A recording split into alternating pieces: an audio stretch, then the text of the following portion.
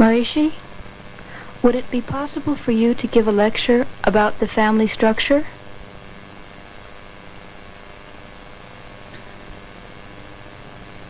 Married life is a life of what?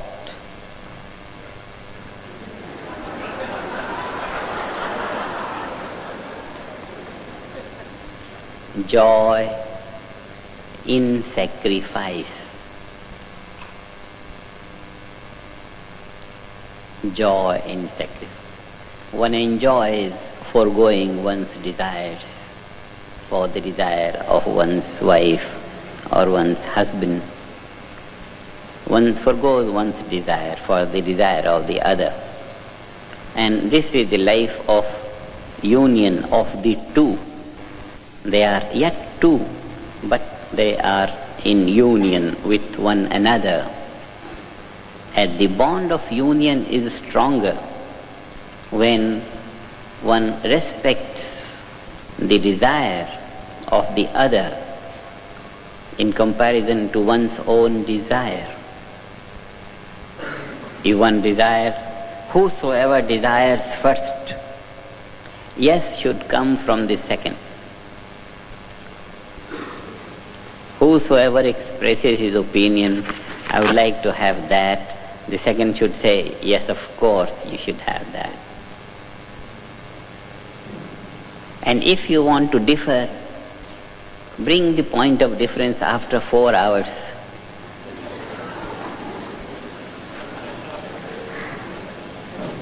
But on the spot, always yes. And then the life will be increasingly joyful. Increasingly joyful. Because when we undertake to get the benefits of living together, one gives the benefit of one's life to the other gives benefit of his life to the one, like that. So it's a mutual benefiting effect. One benefits from the other mutually. And this is the basic cause of living together. Married life is a joy when one lives for the other.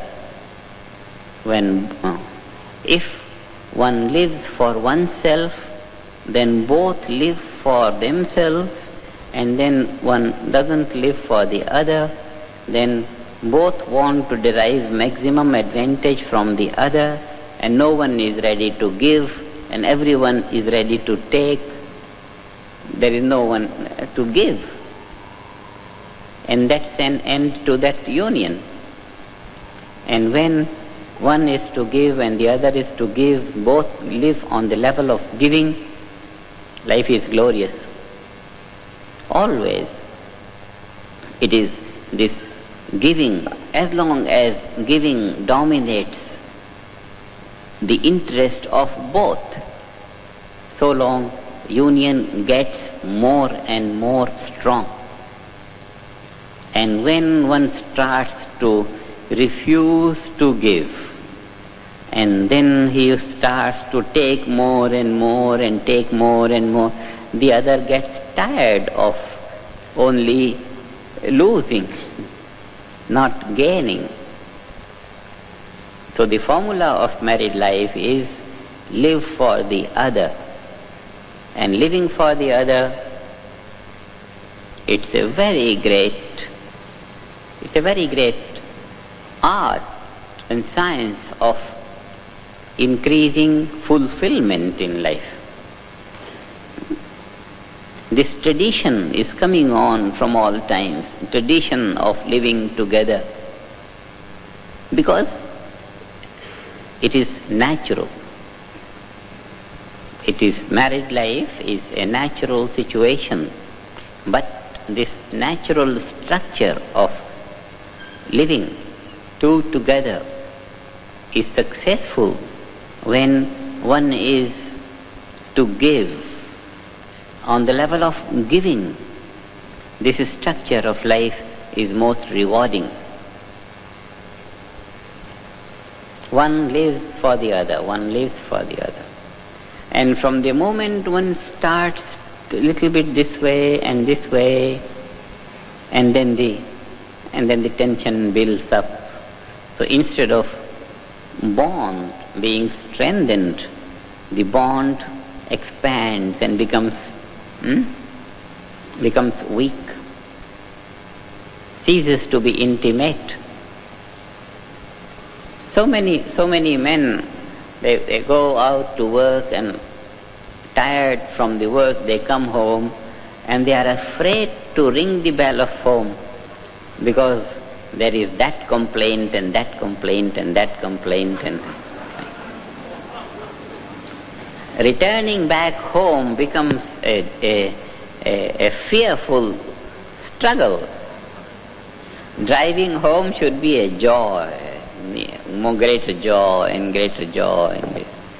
And when there are complaints ready at the door, one gets afraid. And this fear building up day after day and day after day and day after. The home ceases to be any attraction. And this is the worst thing that can happen to a married man.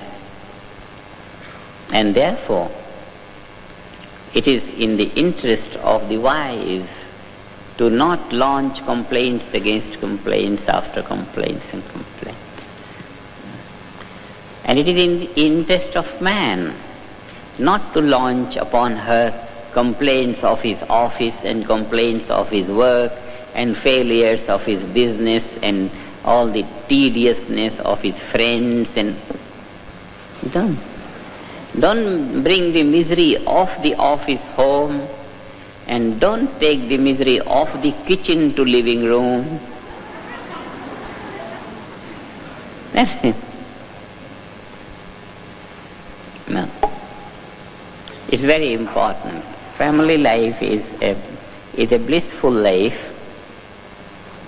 but it becomes very undesirable in the absence of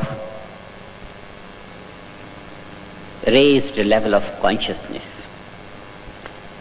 When one looks only so much and so much and so much, one keeps his office or his business all the time in the mind and heart. This is looking so much only. And that tires the wife. And complaints from wife, this and this and this, tires the husband. No. If you have some tedious things to meet in the office, meditate and go to office with more increased efficiency, handle those things more efficiently. But don't bring that to the ears and heart of the wife. Otherwise it's balanced state of life. This is a life of sacrifice. One sacrifices one's wishes for the other, and then the bond of family life is rewarding. It's very rewarding, it's very fulfilling. Otherwise, if you can't live for the other, if you want to live for yourself, have a recluse way of life. Very important.